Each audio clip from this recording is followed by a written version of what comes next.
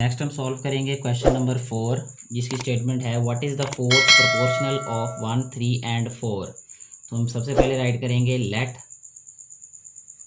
Fourth proportional, इसको हम suppose कर लेंगे कि ये x है, ठीक है। और अब हमारे पास जो वैल्यूज़ हैं उनमें रेशो क्या हो जाएगी, 1:3 प्रोपोर्शन 4:x, यानी ये हमारे पास रेशो बन जाएगी नंबर्स के दरमियान। तो अब इसको राइट हमने इस तरह करना है 1/3 = 4/x।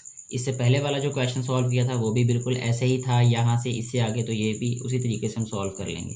तो x इक्वल आ रहेगा 4/1 × 3। 4/1 का मतलब 4 ही है, तो 4 3 क्या होगा 12। तो 12 जो है वो इस क्वेश्चन का आंसर होगा।